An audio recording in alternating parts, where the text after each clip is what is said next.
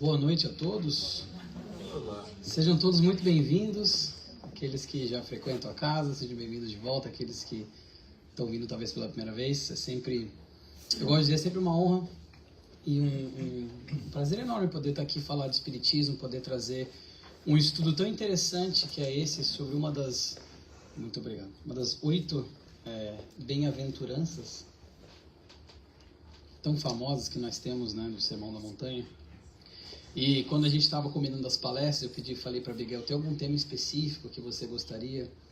E a Abigail falou, olha, eu queria que a gente fizesse um estudo mais aprofundado das bem-aventuranças.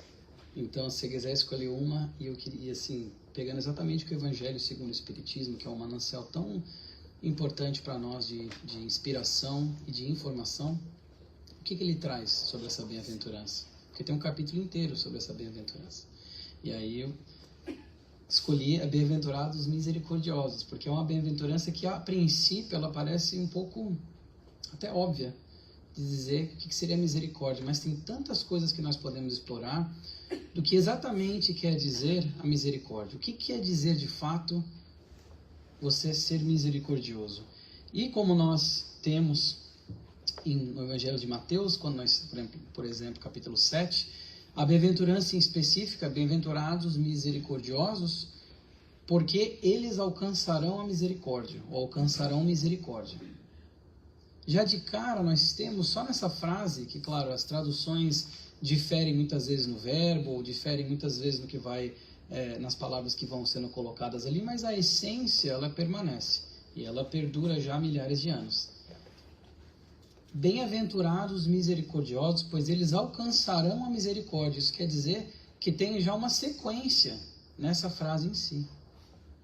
Eles alcançarão, está no futuro esse verbo.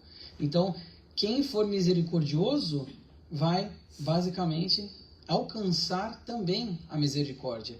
E o Espiritismo tanto nos descortina sobre a questão da ação e da reação, da causa e efeito. Então, aí nós já temos a base dessa conversa, dessa questão da causa e efeito, da ação e reação, de que quando eu me torno uma pessoa misericordiosa, ou ajo de uma forma embasada na misericórdia, também alcançarei a misericórdia. E isso ao longo do Evangelho nós vamos ver como Kardec conseguiu colocar de uma forma muito rica para nós, não só como eu falei, como inspiração, mas também com muita informação interessante. A palavra misericórdia em si, ela é a junção de duas palavras do latim, miseratio, que é miséria, e cordia, que é coração.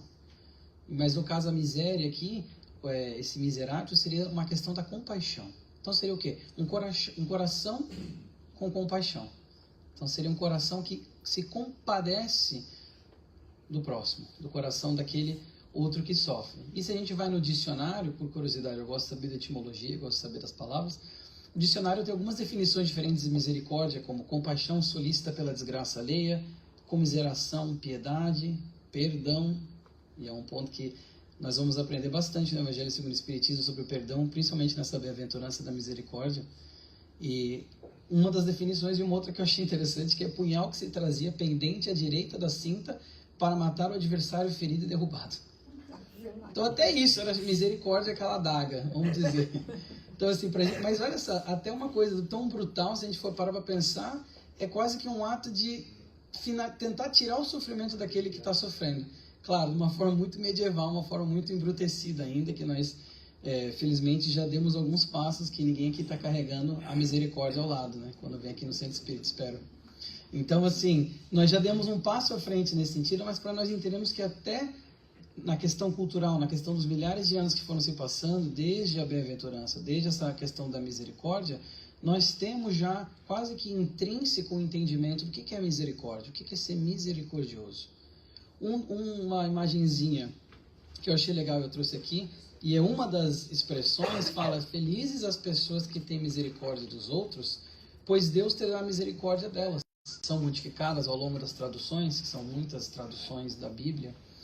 E essa é uma das expressões dessa bem-aventurança que é bem interessante. E eu achei mais legal ainda o desenhozinho. Se nós formos analisar, tá ali o serzinho colocando o guarda-chuva para a pessoa do lado e está chovendo na outra pessoa. Então, de certa forma, é um entendimento que aquela pessoa precisa daquilo que, por mais que eu não esteja sendo afetado, aquela outra pessoa necessita daquilo. E a misericórdia, então, essa indulgência, essa caridade para com o próximo, a gente tem nesse desenhozinho tão simples aqui. Da chuva, se a gente for prestar atenção, está só na pessoa do lado direito. E ainda assim, a outra ali segura o guarda-chuva.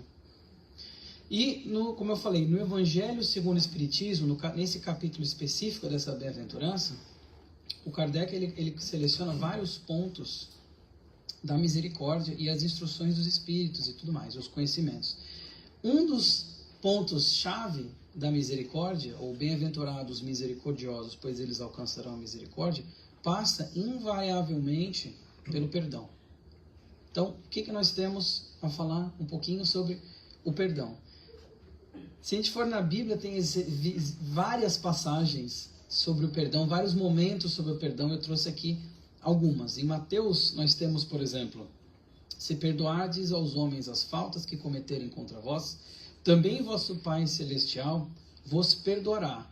Mas se não perdoardes aos homens quando vos têm ofendido, vosso Pai Celestial também não vos perdoará. E pode assim, até hoje em dia, com a nossa visão de 2000 anos após isso aqui foi falado, a gente até pode olhar e falar, nossa, mas Deus não é assim, quase uma coisa assim punitiva, maldosa e tudo mais. Mas a gente entendendo o momento da época, o momento que foi passada essa informação, era melhor que eles entendessem isso e fossem perdoar de fato do que não perdoar. Então, como uma criança que está aprendendo ainda as operações básicas, para ela vai dizer que só a soma e a subtração é o que existem. E não vai chegar um adulto e falar, não, mas tem muito mais que isso. Não, porque para ela, aquele momento, aquilo lá é importante. Aquele conhecimento vai sendo colocado de pouquinho em pouquinho. E é mais ou menos assim, porque nós já sabemos, hoje em dia, que Deus não é exatamente tão simples dessa forma, uma forma tão assim punitiva de que tem um homem velho de barba apontando o dedo e punindo as pessoas que não perdoam. Você não perdoa, então não vou te perdoar no dia do julgamento, enfim, e várias variações que convém disso. Mas nós entendemos sim, como eu falei, a questão da lei da ação e reação, da causa e do efeito, desse incentivo para que nós tenhamos a atitude, nós tenhamos a ação de perdoar, e nós vamos conseguir aquilo também de volta. Bem-aventurados misericordiosos, pois eles alcançarão a misericórdia. Essa sequência, como eu comentei. Em uma outra passagem, bem conhecida até mesmo, é quando Simão Pedro fala, Senhor, quantas vezes eu perdoarei meu irmão quando houver pecado contra mim? Até 7 vezes?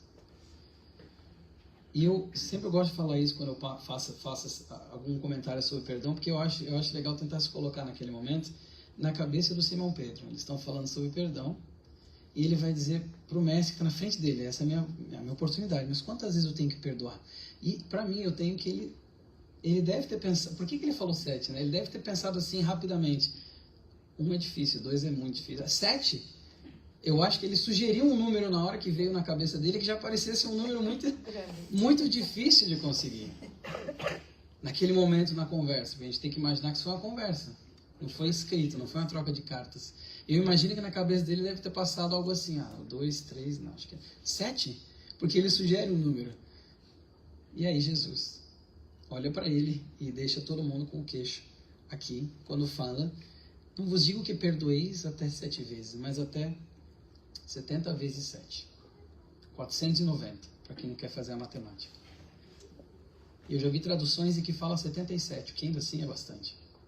Mas é 490, e eu imagino eles quando recebendo essa informação, pensando assim, poxa mestre, mas aí é muito, né? Pega leve com a gente, poxa, 7 já era muito. Não, 70 vezes 7. Mas por que Jesus falaria isso? Porque ele sabia que todos nós poderíamos fazer o que ele faz e ainda mais. E ele perdoa infinitamente. Então, assim, para a gente entender, de novo, a magnanimidade do mestre, e ele falando esses ensinamentos, que são até hoje, nós tentamos absorver ainda. Inclusive, tem uma história de Chico, quando uma mulher chega para ele, depois de um dia que ele estava no trabalho, e ela fala, pô Chico, eu sei que é 490 vezes, e eu queria dizer que eu já perdoei Minha família, meu marido, meus filhos são muito ruins para mim, eu já perdoei eles 490 vezes de tudo que eles fizeram.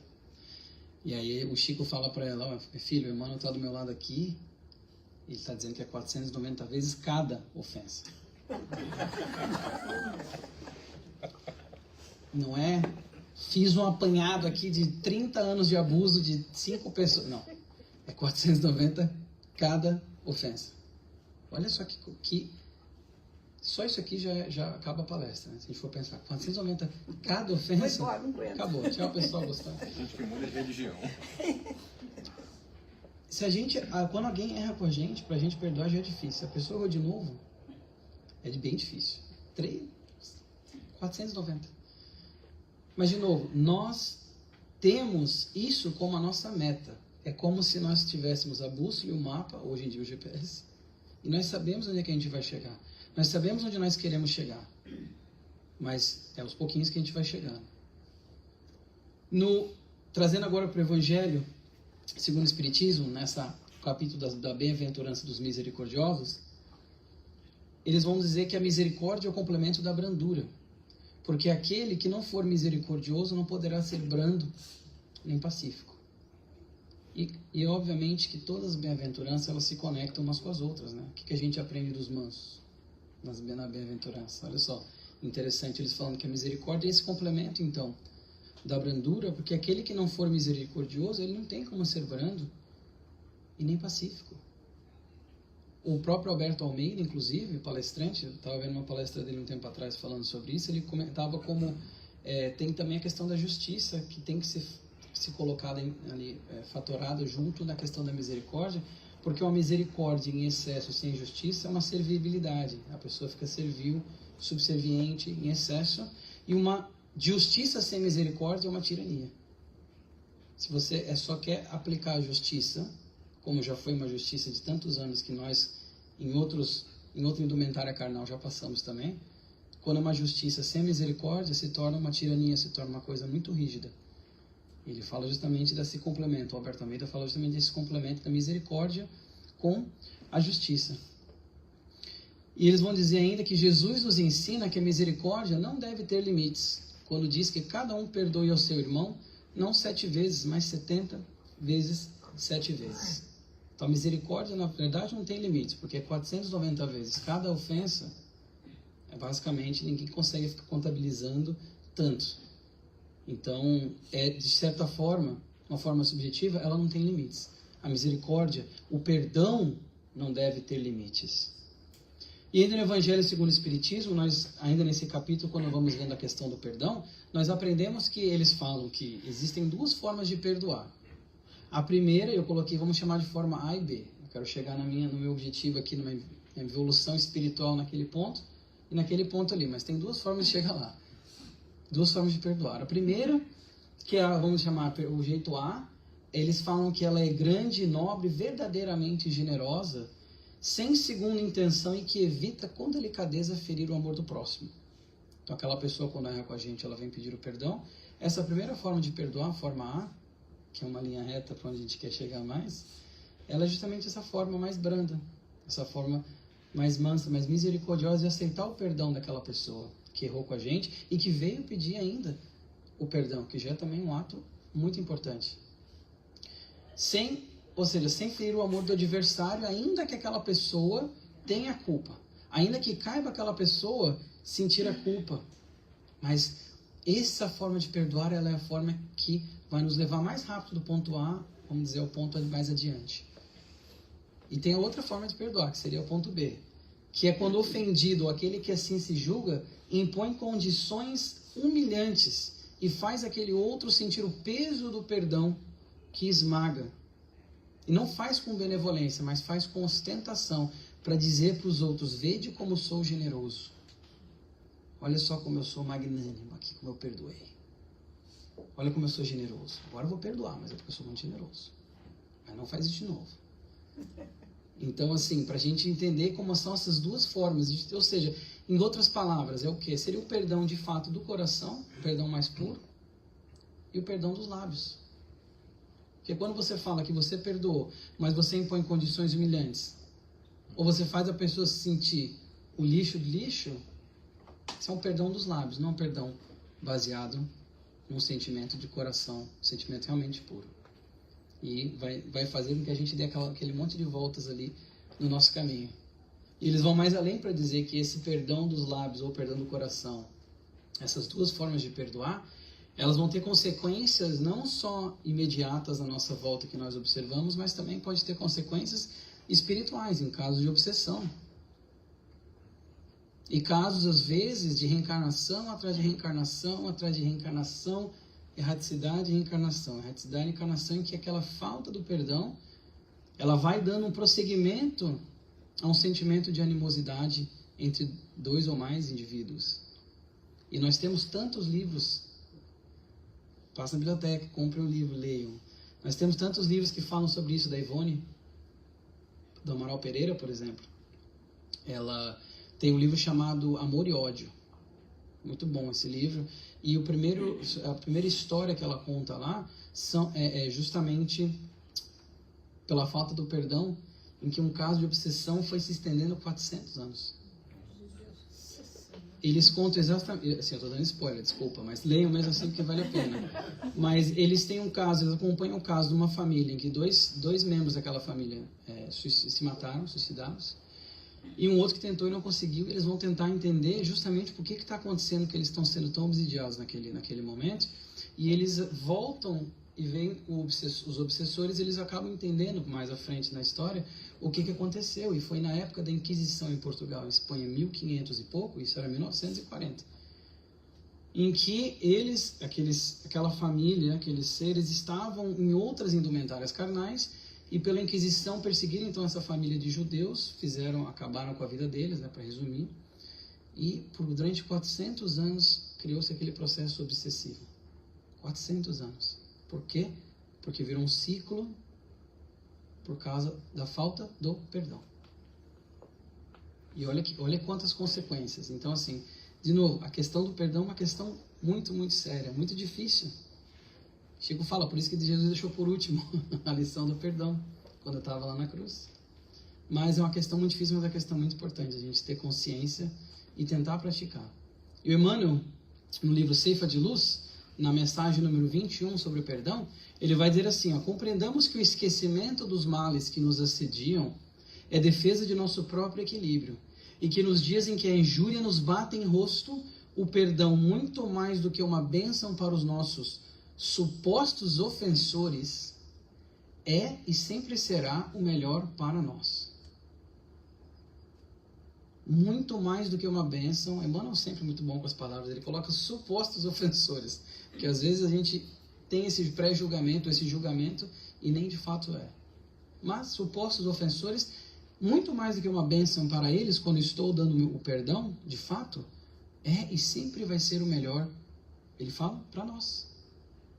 Porque quando a gente consegue atingir esse momento, que nós de fato perdoamos, por mais que a gente ache que está dando uma bênção para aquela pessoa que nos pediu perdão ou que errou conosco, é e vai sempre ser o melhor para nós.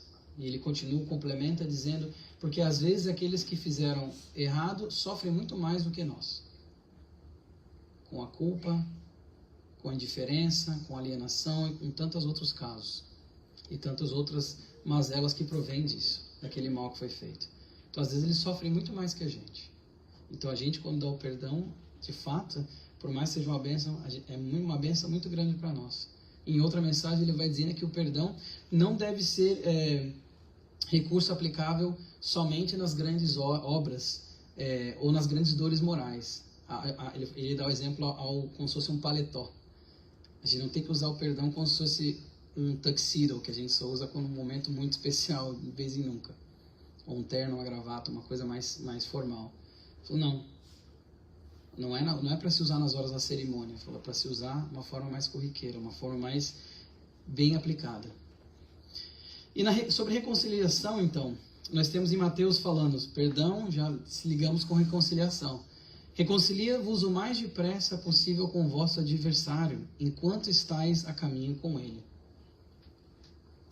E aí tem mais uma parte dessa passagem. Mas até nós, com o olhar do Espiritismo, nós conseguimos entender o quê? A situação que nós nos encontramos, ela é única. nesse momento, com as pessoas ao nosso redor, quem vai poder dizer quanto tempo não levou para que as pessoas estivessem reunidas naquele ambiente familiar, por exemplo? Às vezes são séculos de planejamento.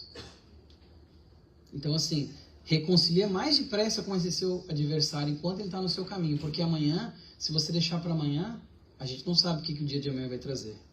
Então, eu acho um aviso muito interessante, muito importante. Na pergunta 337 do livro O Consolador, e como sempre eu gosto de colocar a bibliografia no lado direito da tela superior, para as pessoas saberem de onde que veio a fonte daquele slide, na pergunta 337 do Consolador, eles vão perguntar, e se o adversário não estiver de acordo com o bom desejo de fraternidade, quiser prosseguir com a reconciliação, ou seja, se eu quiser me reconciliar, mas aquela pessoa não quiser se reconciliar comigo, o que fazer? E aí ele vai dizer, busca o adversário para reconciliação, perseverando a atitude rancorosa daquele, seja a questão esquecida pela fraternidade sincera, porque o propósito da represália já constitui uma chaga viva para quantos a conservam no coração. Ou seja, busque essa reconciliação, independente do que você acha que a outra pessoa não vai querer reconciliação com você, ou se ela expressamente fala que não quer, mas você, esse buscar essa reconciliação, já é um propósito, como ele falou aqui, na fraternidade sincera. A gente já está conseguindo dar um passinho à frente nesse processo tão difícil e tão árduo que é dessa evolução.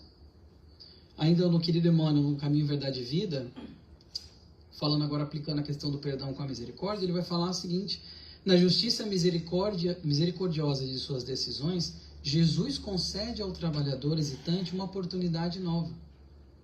O dia volta, refunde-se a existência. Olha só que interessante. E na mensagem número 12 do Pão Nosso, outro livro de mensagens, ele vai dizer ainda como que o corpo que nós temos já é uma concessão divina que mostra a misericórdia do nosso Pai. Para os encarnados que me ouvem, para os desencarnados que também já tiveram o corpo, vão ter a mesma coisa. Nós temos, cada dia que recomeça, graças à misericórdia do Pai, para a gente poder fazer melhor. Já é uma bênção cada dia, já é um presente. Então, para que nós tenhamos esse conceito de que nós a todo tempo estamos sendo beneficiados, sim, pela misericórdia do nosso Deus.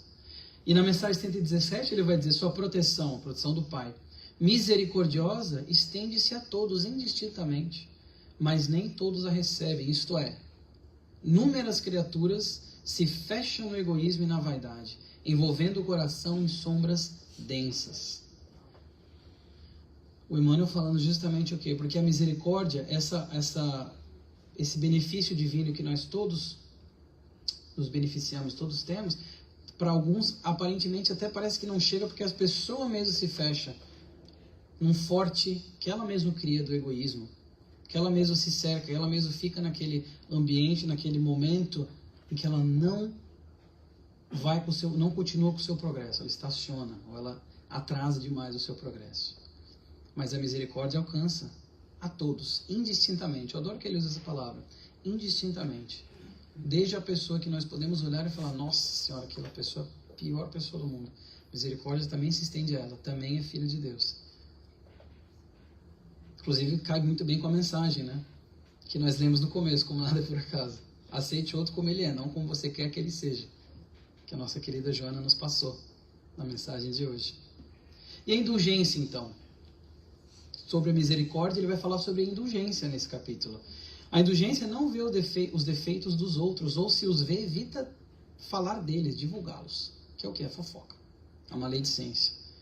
Quando será que julgareis os vossos próprios corações, os vossos próprios pensamentos, os vossos próprios atos, sem vos ocupardes com o que fazem vossos irmãos?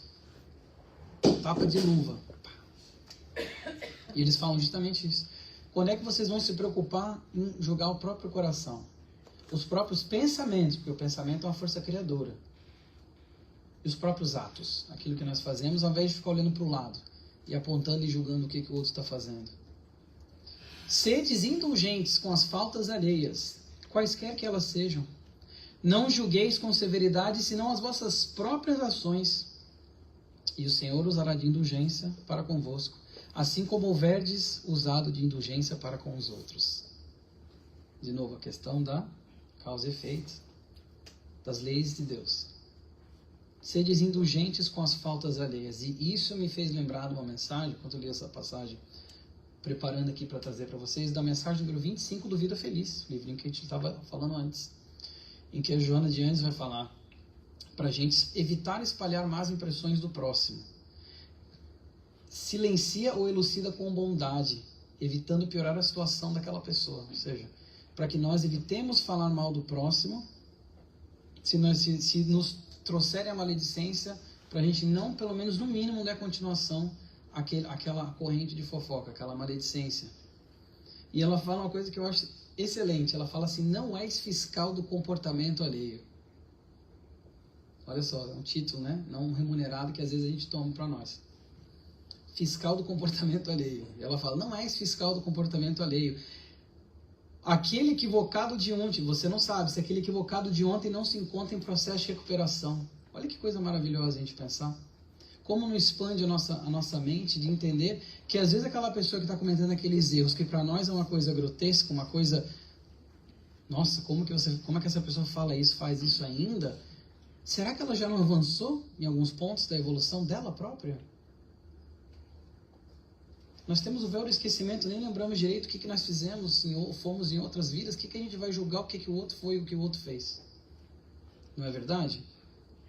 Então ela fala isso, eu acho muito interessante, e cai justamente com isso, na questão da indulgência com as falhas alheias. Porque às vezes aquela falha alheia, que para nós pode ser algo básico, já pode ser um ponto de evolução muito grande para o irmão e para a irmã que comete aquele erro ainda. E aí ele vai dizer ainda assim: será repreensível, ele pergunta, né? Será repreensível observar as imperfeições dos outros, quando daí não resulta em nenhum proveito para eles, mesmo que não as divulguemos? Quase que tentando dar um jeitinho aqui. Vou julgar o outro, mas vou guardar para mim. Isso também é ruim? Pode ou não? Tudo depende da intenção, eles vão dizer. E eu botei em negrito ali intenção, porque isso aí diz tudo. Intenção está na base justamente da nossa criação mental e dos sentimentos que nós externalizamos. Ou seja, é o teor, é a natureza daquilo, a intenção. Certamente não é proibido que se veja o mal quando ele existe. Seria mesmo inconveniente ver em toda parte somente o bem, pois essa ilusão prejudicaria o progresso. O erro consiste em fazer que essa observação redunde em prejuízo ao próximo. Então, fazer com que essa observação do mal que alguém está fazendo vai resultar num prejuízo ao próximo. E eles vão mais além. Ou que essa observação seja feita só para dar expansão a um sentimento de malevolência ou de satisfação em apanhar o outro no erro. Isso também é repreensível, eles estão dizendo. Isso é uma coisa que nós não devemos buscar, e muito menos, quando nós encontramos, devemos podar. Essa questão da satisfação de apanhar o outro no erro.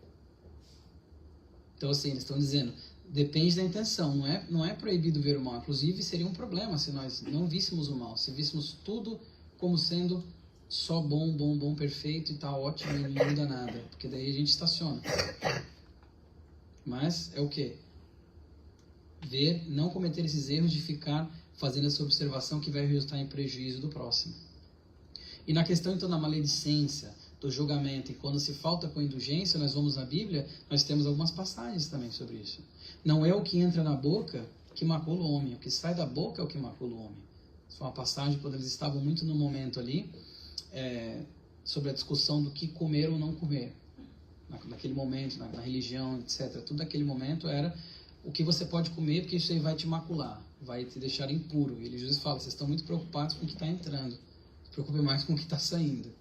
Porque o que está saindo está vindo daqui. Isso é o que macula o homem. Com o critério que julgardes sereis julgados. De novo, gente, ação e reação.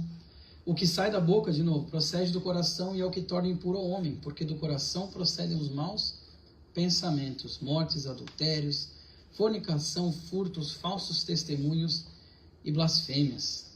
Então, ou seja, de novo nos alertando essa questão do que nós estamos colocando para fora. em formato de palavras. O que nós estamos externalizando? Porque isso vem daqui, vem do nosso sentimento. E aí o Emmanuel, no livro Esperança, a mensagem número 24, capítulo 24, chamado Verbo Nosso, ele tem uma das minhas mensagens favoritas dele. Ele vai dizer assim: palavras são agentes na construção de todos os edifícios da vida. Olha só, a importância da nossa palavra. O verbo é luz da vida, de que o próprio Jesus se valeu para nos legar o evangelho renovador. Claro, Jesus também ensinou, não só através das suas ações, também através das palavras. Aí o Emmanuel vai nos dar uma prescrição, eu gosto de dizer que é uma prescrição de como usar a nossa palavra, como usar o verbo. No trabalho cotidiano, seja ele o verbo, a palavra, natural quanto o pão simples no serviço da mesa.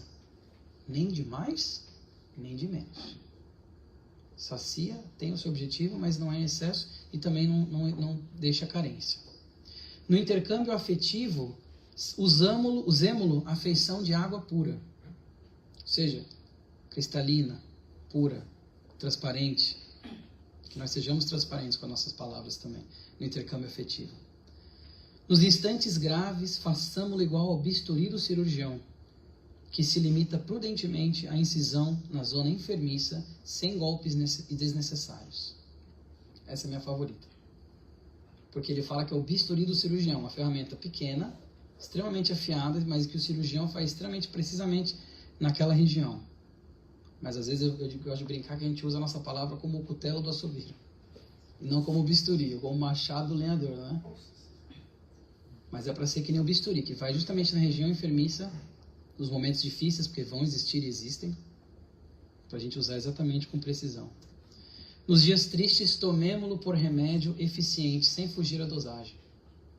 Remédio eficiente, que o nosso verbo seja então esse remédio eficiente nos dias tristes. Que a gente traga um pouco de luz, mas sem fugir à dosagem, até porque muita luz cega. Principalmente para quem está na escuridão. Então, olha só, nós temos uma prescrição de como usar o nosso verbo em momentos diferentes, em ocasiões diferentes da nossa própria vida, em situações distintas que nós encontramos. E aí, no próprio Evangelho segundo o Espiritismo, nós temos a questão do cisco e a trave no olho. E eles vão dizer, né? Como é que vedes um cisco na passagem de Mateus? No olho do vosso irmão e não conseguis ver a trave no vosso olho. Hipócritas, tirai primeiro a trave do vosso olho, depois então vede como podereis tirar o cisco do olho do vosso irmão. Uma das imperfeições da humanidade consiste em vermos o mal de outrem antes de vermos o mal que está em nós. Olhar para o outro e apontar, ao invés de a gente olhar para nós primeiro. Até porque quando a gente aponta, tem um dedo para frente, tem 3 para mim. Tem 3 apontando para mim. Minha biologia já está me falando o que eu tenho que fazer. Então, para que nós o quê? Quando nós estamos falando de misericórdia, de indulgência, de evitar a maledicência, de evitar essas questões que não são condizentes com a misericórdia em si, a compaixão, o coração de compaixão para com o próximo, o julgamento não é um ato de compaixão para com o próximo, então não é um ato que condiz com a misericórdia. Então, se nós queremos ser misericordiosos e alcançar a misericórdia, isso é uma das coisas que nós devemos ter cuidado para não fazer. Olhar o cisco no olho do irmão, da irmã, e esquecer da trave que está no nosso olho, ou não notar a trave que está no nosso próprio olho. Se orgulho, eles vão dizer, a fonte de muitos vícios é também a negação de muitas virtudes. Foi por isso que Jesus se empenhou tanto em combatê-lo como principal obstáculo ao progresso. Se orgulho ele é a fonte de muitos vícios, que nós sabemos, orgulho e egoísmo, as 2 chagas da humanidade, no avanço moral que nós nos encontramos de frente. É também a negação de muitas virtudes, porque o orgulho em si, ele tosa, ele limita a ação misericordiosa, a ação caridosa, a ação benevolente. Então ele também é uma negação de muitas virtudes, o orgulho.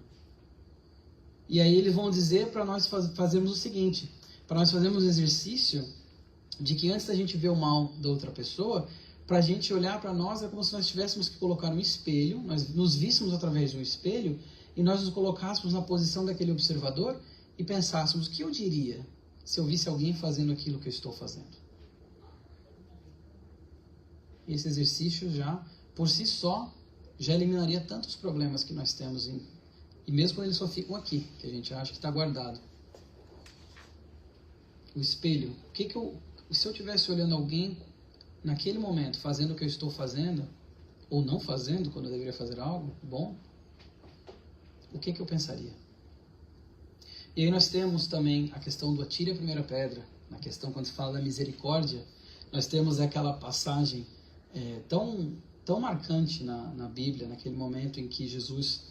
Nós temos no livro A Luz do Mundo, capítulo 13, a Amélia Rodrigues, artesã das palavras, escreve de forma tão linda, recomendo muito a leitura, sobre justamente esse momento em que Jesus estava passando próximo à porta Nicanor, ao lado leste do templo, chegando pelo caminho do Monte das Oliveiras, acompanhando os discípulos, quando de repente, ela vai dizer, João nos narra com emotividade, quando os escribas e os fariseus trouxeram uma mulher que fora surpreendida em adultério e apresentaram dizendo, Mestre, esta mulher foi apanhada em adultério. Moisés manda que se lapidem tais mulheres pelo apedrejamento. Tu, pois, que dizes?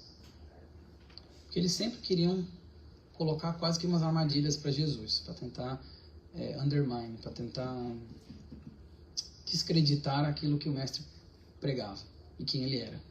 O que você fala? Moisés fala isso. O que você fala? Quase que uma malícia, né? Quase não, uma malícia provavelmente. E Jesus então olha de lance aquela mulher, totalmente humilhada, totalmente já pressentindo a morte próxima por apedrejamento, porque como a própria Amélia fala, tantas outras passaram por aquele mesmo destino triste naquele local. E ele fala que Jesus olha para aquela mulher e ele faz uma coisa que ninguém esperava. Ele se abaixa e ele começa a escrever no chão. Enquanto a multidão está ensandecida, querendo apedrejar a mulher, mas só querendo que ele falasse, não, realmente, sigam Moisés. E daí todo mundo ia cair de pedra em cima da mulher. Ele se abaixa e ele começa a escrever no chão. E ninguém entende. E as pessoas vão falando, ele vai escrevendo no chão. E a Amélia nos conta que as pessoas continuaram falando, ele continua escrevendo no chão em silêncio, e ele se levantou. E as coisas que ele escreveu no chão eram coisas como mentiroso, ladrão, várias coisas assim. E ele se levantou, as pessoas então olharam tudo aquilo que estava escrito no chão, e aí ele então decorre que ele faz aquele comentário do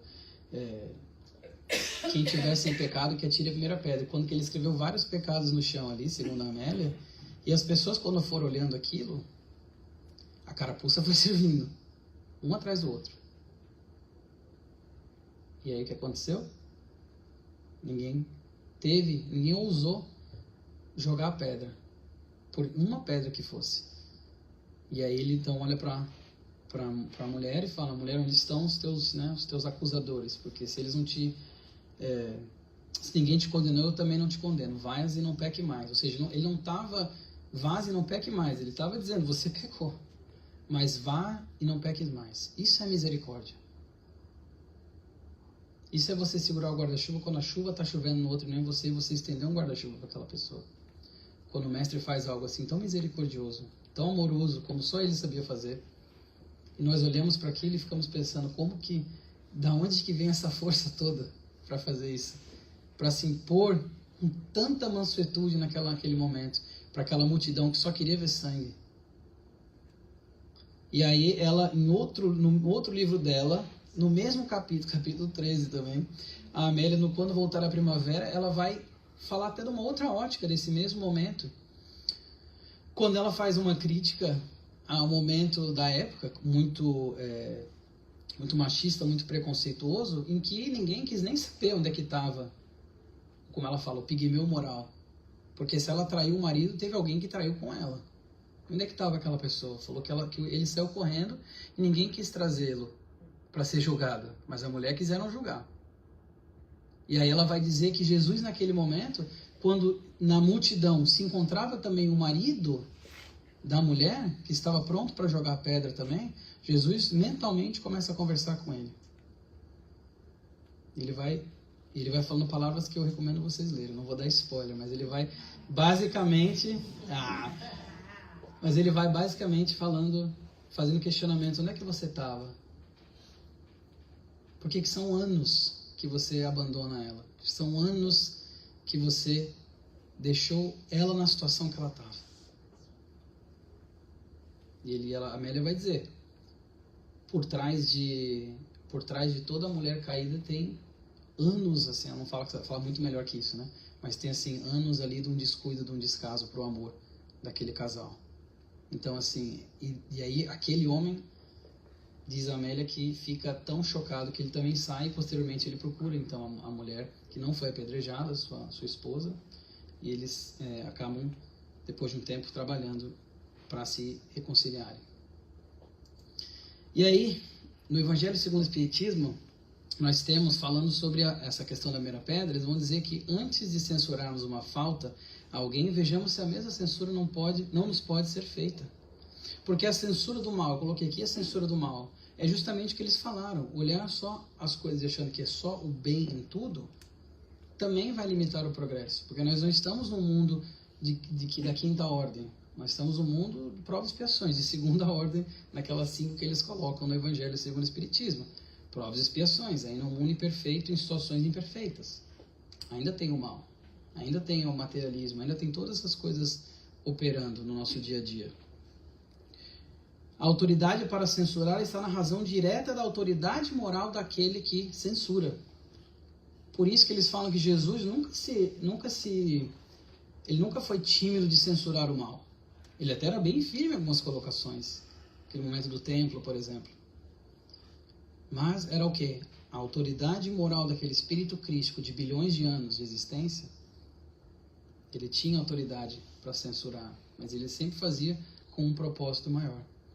E nós temos então a parábola do credor incompassivo, ou em algumas traduções do mau servo. E essa parábola nós temos em Mateus, no capítulo 23.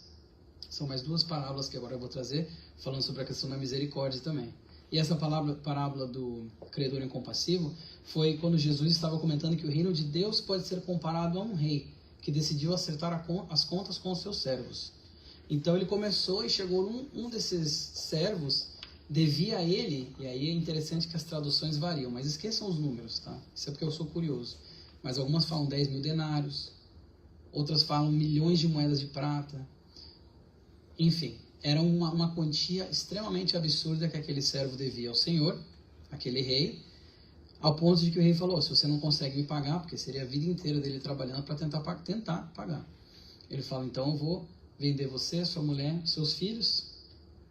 E o devedor então se ajoelha e fala, tenha paciência comigo que eu lhe pagarei tudo que eu devo. E o rei sentiu pena daquele servo e perdoou-lhe a dívida, deixando-o ir embora. Ou seja, ele foi misericordioso e perdoou uma dívida que era uma dívida absurda em termos materiais. Extremamente significativa em termos materiais, e aquele rei perdoou aquele servo. O que acontece com aquele servo, quando ele a dívida dele é perdoada, ele sai. No momento que ele sai, ele encontra ali um outro servo que devia para ele, de novo, vai mudar, 100 denários, 10 moedas de prata, enfim. Devia uma quantia ínfima comparada àquilo que ele devia ao rei. Ele faz o quê? Pega ele pelo colarinho, você vai me pagar, você não está me devendo, então eu vou te mandar para os guardas, e mandou prender aquele que devia a ele tão pouco. E aí o rei, obviamente, que ficou sabendo depois, trouxe ele e fala com ele, por que você não teve pena do outro servo, assim como eu tive pena de você? Ele falou, você é um mau servo, você me implorou e eu perdoei toda a sua dívida comigo. Ou seja, aquela pessoa recebeu uma misericórdia, mas quando foi a hora dela fazer uma misericórdia muito menor, vamos dizer assim, uma ação misericordiosa menor, ela não foi capaz de fazer aquilo. E aí veio uma consequência. Então, assim, para a gente entender como eles colocam essa questão da parábola no Bem-aventurados Misericordiosos, justamente pela questão de que nós recebemos a misericórdia. Quando ele fala o reino dos céus, é como se fosse esse rei, ele está dizendo justamente isso. Para aqueles que são misericordiosos, eles alcançarão também a misericórdia. E a outra parábola, para fechar a nossa conversa de hoje, a gente acha aqui em Lucas, no capítulo 10, bem conhecida essa parábola, versículo 25, do Bom Samaritano.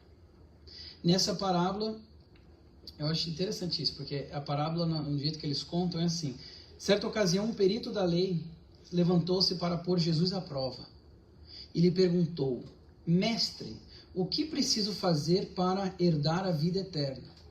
que é interessante, porque ele já tinha essa noção da vida eterna, do Espírito. O que eu preciso fazer para herdar a vida eterna? Então, esse perito na lei. E Jesus fala para ele assim, o que está escrito na lei? Como você a lê? Eu acho sensacional essa parte. Como você a lê? Aqui é uma maiútica socrática, respondendo com uma pergunta. Como que você a lê? É interessante para ele, porque Jesus justamente estava fazendo com que ele se perguntasse como que você está interpretando a lei, então. E aí ele fala, ame o Senhor, seu Deus, de todo o seu coração. A pessoa responde, né? De toda a sua alma, de todas as suas forças e de todo o seu entendimento. Ame o seu próximo como a si mesmo. E aí, Jesus fala para ele, você respondeu corretamente, faça isso e viverá. Eu podia ter acabado aí, mas não. Na verdade, ele vai mais além.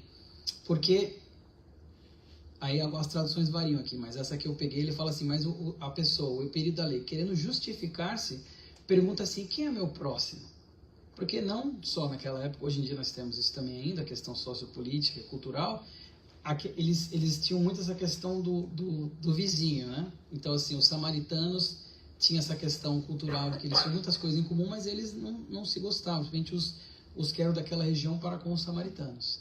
E aí Jesus fala assim, olha, quem é o seu próximo? Ele vai dizer uma parábola. Ele fala assim, um homem descia de Jerusalém para Jericó. Isso aí já tem uma coisa interessante.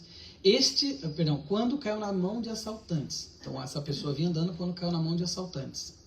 Estes lhe tiraram as roupas, espancaram e foram deixando quase morto. Então, tirou a roupa, roubou, deixou aquela pessoa quase morta.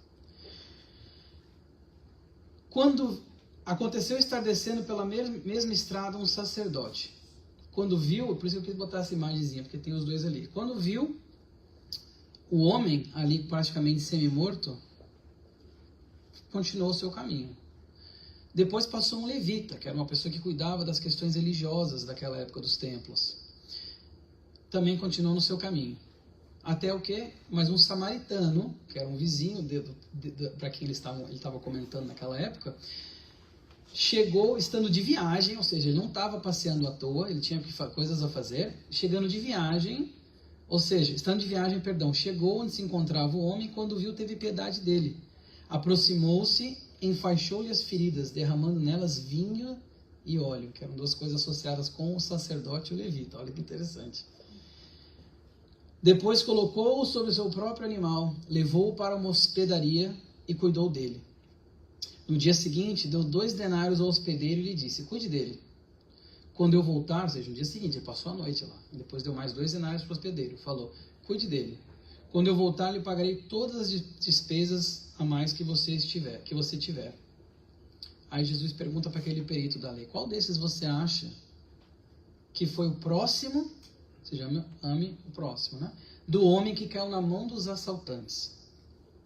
E aí, o perito da lei fala, aquele que teve misericórdia dele. Aquele da história que você acabou de me falar, que teve misericórdia, compaixão para com aquele que estava semi-morto caído, ou seja, o samaritano. E Jesus fala para ele, vai e faça o mesmo. E óbvio que Jesus se utilizava dessas parábolas, que o próprio nome é interessante, parábola, quer dizer deixar ao lado. Então a parábola é sempre isso, né? Uma história que ele deixa de lado ali para quem servir, que puxa para si. E através dessas parábolas ele se utilizava então para justamente mostrar o caminho, mostrar o que devia ser seguido. E é interessante que o Emmanuel, depois ele vai comentar num outro livro, em que o livro Coragem, um livro pequenininho também de mensagens. O livro Coragem ele vai comentar sobre essa passagem, e os apóstolos estavam lá depois reunidos, né? Estavam comentando sobre a história do samaritano, e falando, poxa, aquela pessoa, eles estavam meio que julgando o levita, o sacerdote e tudo mais, falando, nossa, como aquele samaritano foi misericordioso, a gente tem que fazer, né?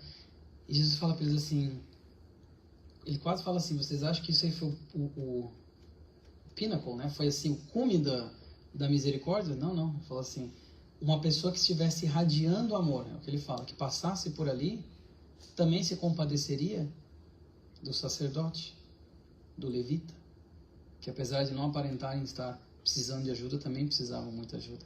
Se compadeceria, faria uma oração para os assaltantes. Olha só o nível da misericórdia que Jesus exemplificava. Se faria uma oração para os assaltantes. Também levaria um pensamento de gratidão para aquele homem da hospedaria que teve misericórdia e aceitou confiar e cuidar daquele que estava lá doente, que estava semi-morto, muito mal. Então, olha como Jesus eleva ainda mais. Fala, olha, se for isso aí tá ótimo, mas ainda tem muito mais coisas para nós aprendermos sobre misericórdia. Mesmo um coração irradiando amor de fato, faria todas essas outras coisas. Veria, ou seja, veria muito além do físico. Porque se a gente olhar só com os olhos materiais, nós vamos ver os assaltantes, vamos julgá-los. Vamos ver aqueles que passaram, vamos julgá-los. Mas ele fala, não, o coração misericordioso mesmo tem o perdão, tem indulgência. Tudo aquilo que nós aprendemos. Então, para fechar, nós temos a Amélia, querida Amélia, que fala o seguinte: todo evangelho se assenta nesta base da compaixão e da misericórdia. Ter oportunidade nova, mas não repetir o erro. Cair e levantar-se. Equivocar-se e retificar a atitude. Nem conivência com a responsabilidade, nem dureza com a correção. Que assim seja uma semana iluminada a todos nós.